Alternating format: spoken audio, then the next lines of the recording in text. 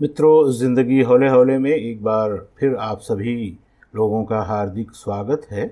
भाषा और साहित्य के अंतर्गत शोध प्रविधि के अध्ययन के अनंतर आज आपके सामने शोध की अवधारणा विषय पर बातचीत की जाएगी। लेकिन मुख्य विषय पर आने से पहले मेरा निवेदन है कि इस पटल को आगे बढ़ाने के लिए आप लोग इसे सब्सक्राइब कीजिए, लाइक कीजिए और शेयर भी कीजिए। इसी के साथ कमेंट बॉक्स में अपनी प्रतिक्रिया भी दीजिए। मुख्य विषय प्रस्तुत है। अनुसंधान, अन्वेषण, गवेषणा, खोज, अनुशीलन, परिशीलन, अन्वीक्षण इत्यादि शब्द शोध के पर्याय के रूप में प्रयोग में लाए जाते हैं। शोध को मराठी में संशोधन और अंग्रेजी में रिसर्च कहा जाता है। वस्तुतः इसमें सर्वथा नवीन सृष्टि के बजाय अज्ञात को ज्ञात करने का ही भाव होता है। मानव बुद्धिमान होने के कारण अपनी सचेता अवस्था से ही जिज्ञासु प्रवृत्ति का रहा है। बुद्धिसम्मत और विकास के आरंभिक चरण के बाद उसकी जिज्ञासा का आरंभ आत्मा, जगत और परमात्मा को जानने से ही होता है। इन तीनों से संबंधित प्रश्न और इनके आपस में परस्पर संबंध को लेकर उसके भीतर की जिज्ञासा उसे झकझोरती रहती है। ज्ञान की प्यास कभी पूरी नहीं होती है, इसलिए दूसरे भौतिक तथा आध्यात्मिक रहस्यों को तथ्य रूप प्रदान करने के लिए प्रयत्नरत मानव अपनी ज्ञान संपदा लगातार बढ़ाता रहता है। उल्लेखनीय है कि ज्ञान का एक बड़ा क्षेत्र सहज इंद्रिय गम्य होता है, परंतु इसके अतिरिक्त ऐसा भी एक क्षेत्र होता है जो इंद्रिय गम्य नहीं होता है। अलौकिक ज्ञान ऐसा ज्ञान है जो इंद्रिय गम्य नहीं होता है। प्रश्न कितने भी खड़े किए जाए, संदेह भी व्यक्त किया जाए, परंतु इसको एकदम से नकारा भी नहीं जा सकता है। दुनिया के लगभग सभी क्षेत्रों में मानवेतर शक्तियों की अवधारणा सदैव से ही चली आ रही है। अपितु इतना ही नहीं, उसका धरातल भी अत्यंत विस्तृत है। अधिकांश व्यक्ति विविध रूपों में इसे स्वीकार भी करते हैं। संसार की विविध धार्मिक परंपराओं और संस्कृतियों में मानवेतर शक्तियों और प्रकृति के विभिन्न उपादानों को लेकर के अलग अलग प्रकार की मान्यताएं रही हैं। लोक मान्यताओं के आधार पर चंद्रलोक में प्राणियों का अस्तित्व रहा है, लेकिन वैज्ञानिक इससे सहमत नहीं थे। उनका विश्वास था कि चंद्रमा पृथ्वी का अंग है और वायु तथा जल के अभाव के कारण वहां पर जीवन नहीं पाया जाता है। विज्ञान सम्मत दृष्टि से संचालित जिज्ञासु प्रवृत्ति के लोगों ने प्रचलित मान्यताओं पर विश्वास नहीं किया। परिणाम ये निकला कि बुद्धि के बल पर चंद्रमा तक पहुंचने में सफल रहे और यह सिद्ध कर दिया कि चंद्रमा पर जीव सत्ता नहीं है। उसके आकार को लेकर धार्मिक मान्यताओं को भी खंडित होना पड़ा। इसके बावजूद अभी भी चंद्रमा से जुड़े अधिकांश तथ्य अज्ञात ही हैं। उनकी खोज जारी है। तो कहने का आशय ये है कि खोज एक स्वतः प्रवाहमान प्रक्रिया है। ज्ञान के क्षेत्र में शोध का कार्य निरंतर जारी रहता है। ज्ञान सीमातीत होता है, इसलिए सदैव शोधार्थी ज्ञान की प्राप्ति के लिए आगे बढ़ता ही जाता है। उल्लेखनीय है कि इसी प्रवृत्ति के कारण जिन वैज्ञानिक सिद्धांतों को शाश्वत माना जाता था, वह मान्यता भी खंडित होती रहती है। परिस्थिति विशेष में भले ही विज्ञान के सिद्धांत अकाट्य हों, परंतु उनकी सत्यता सार्वकालिक नहीं होती है। पदार्थ का न्यूनतम अंश अणु माना जाता था। तत्पश्चात आधुनिक शोध से उसको भी विभाजित करके परमाणु का अस्तित्व स्थापित हुआ। परमाणु के इलेक्ट्रॉन, प्रोटॉन इत्यादि के रूप में न्यूनतम अंश अस्तित्व में आ गए। शोधकर्ता का काम भूले हुए तथ्यों को पुनः प्रकाश में लाकर उसे पूर्व ज्ञान की श्रृंखला से जोड़ना भी होता है। प्राचीन काल से ही मनुष्य सृष्टि के जड़ चेतन तत्वों के संबंध में जो खोज करता रहा है, वस्तुतः उसी के परिणाम के रूप में साहित्य, दर्शन, ज्योतिष, विज्ञान आदि शास्त्रों के रूप में ज्ञान के विविध क्षेत्र निर्मित होते रहे हैं। ज्ञान की समस्त धाराएं मानव की जिज्ञासु प्रवृत्ति का ही परिणाम है। मन का स्वभाव ही मनन करना है। इसी स्वभाव के कारण वह कभी ज्ञात तथ्यों का समर्थन करता है तो कभी उनकी नई व्याख्या करता है और इस प्रकार ज्ञान को अद्यतन बनाए रखता है। कहा यह जा सकता है कि भली भांति व्याख्यायित परिकल्पना सही समस्या को हल करने की व्यवस्थित तथा तटस्थ प्रक्रिया का नाम शोध है। प्राचीन काल से ही यह प्रवृत्ति विद्यमान रही है। प्रत्येक युग में नए तथ्य, नए विचार आविष्कृत हुए हैं। पुराने विचारों को नवीन रूप देने की प्रक्रिया निरंतर चलती रही है। उल्लेखनीय यह भी है कि यहाँ तथ्यों की युगानुरूप व्याख्या भी शोध का अंग मानी जा सकती है। शोध को विशिष्ट संदर्भ यानी विषय की दृष्टि से देखा जाए तो यह व्यापक विषय क्षेत्र को अपने भीतर समाहित किए हुए होता है। शोध का मुख्य प्रयोजन अज्ञात की खोज से आरंभ होता है, इसलिए ज्ञान के अगाध भंडार से प्रकृति और मनुष्य की उपलब्धियों को खोजकर उन्हें विवेचित विश्लेषित करते हुए प्रस्तुत करना इसका लक्ष्य होता है। ज्ञान के क्षेत्र का विस्तार शोध के क्षेत्र के विस्तार के समानांतर ही होता है।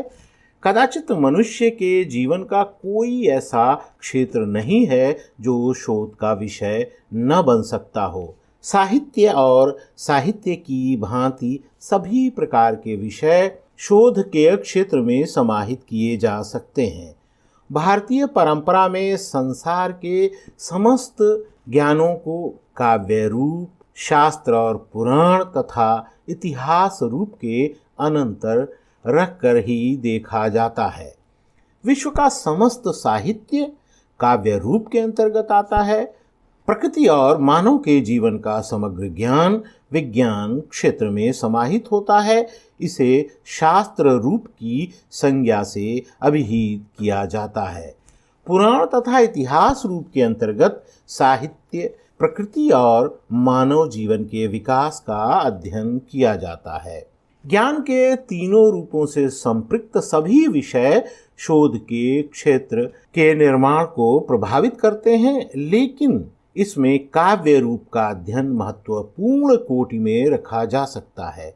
साहित्य का विस्तार इतना व्यापक होता है कि उससे जीवन का कोई भी विषय अछूता नहीं रह सकता। इसलिए शोध के स्वरूप को सर्वाधिक प्रभावित करने वाला यही क्षेत्र माना जा सकता है। शोध विज्ञान है अथवा कला? यह प्रश्न ज्ञान के क्षेत्र के दूसरे संदर्भों की भांति शोध को लेकर भी किया जाता है।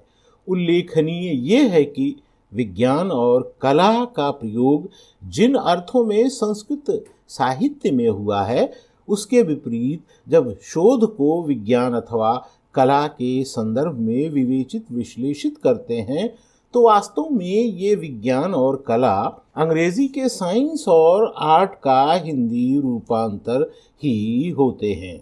शोध प्रविधि के मर्मज्ञ डॉक्टर उदयभान सिंह कहते हैं, व्यवस्थित ज्ञान को साइंस कहते हैं, उस ज्ञान का सुष्ठु उपयोग आर्ट है। यहाँ पर स्पष्ट है कि दोनों एक दूसरे से भिन्न नहीं बल्कि एक दूसरे के पूरक हैं।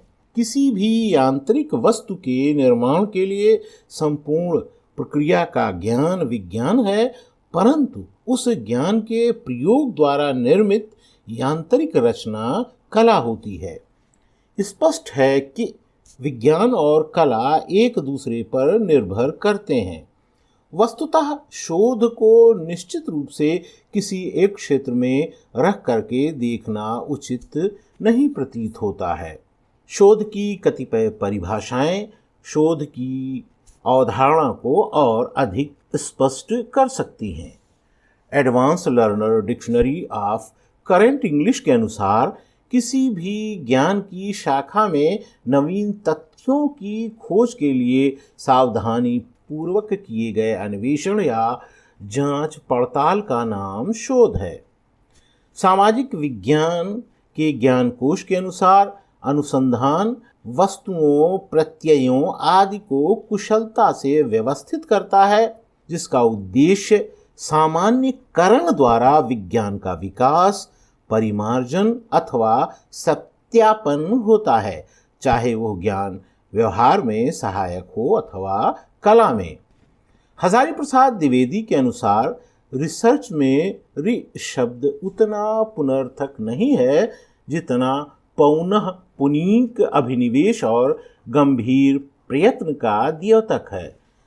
स्थूल अर्थ में वह नवीन और विस्मृत तथ्यों का अनुसंधान है, जिसको अंग्रेजी में डिस्कवरी ऑफ फैक्ट्स कहते हैं, और सूक्ष्म अर्थ में वह ज्ञात साहित्य के पुनर्मूल्यांकन और नई व्याख्या का सूचक है।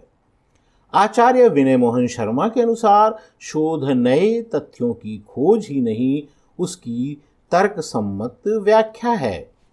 शोध का परिचय देते हुए डॉक्टर नगेंद्र लिखते हैं कि अनुसंधान का अर्थ है परिप्रेक्षा, परीक्षण, समीक्षण आदि। संधान का अर्थ है दिशा विशेष में प्रवृत्त करना या होना, और अनु का अर्थ है पीछे। इस प्रकार अनुसंधान का अर्थ हुआ किसी लक्ष्य को सामने रखकर दिशा विशेष में बढ़ना, अर्थात किसी तथ्य की प्राप्ति के लिए परिप्रेक्षा, परीक्षण आदि करना। डॉक्टर नगेंद्र के अनुसार ही अनेकता में एकता की सिद्धि का नाम ही सत्य है। इसी का अर्थ है आत्मा का साक्षात्कार। अतः शोध का यह रूप सत्य की उपलब्धि अथवा आत्मा के साक्षात्कार के अधिक से अधिक निकट होता है। कुक की परिभाषा है किसी समस्या के संदर्भ में ईमानदारी, विस्तार तथा बुद्धिमानी से तथ्यों, उनके अर्थ तथा उपयोगिता की खोज करना ही अनुसंधान है। क्रॉफोर्ड के अनुसार अनुसंधान किसी समस्या के अच्छे अनुसंधान के लिए क्रमबद्ध तथा विशुद्ध चिंतन एवं विशिष्ट प्रकरणों के प्रयोग की विधि है।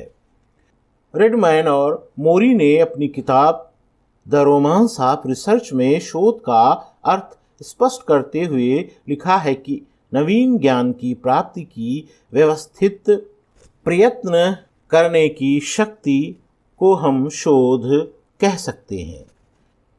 स्पार और स्वेंसन ने शोध को परिभाषित करते हुए लिखा है कि कोई भी विद्वतापूर्ण शोध ही सत्य के लिए, तथ्यों के लिए, निश्चितताओं के लिए अन्वेषण है।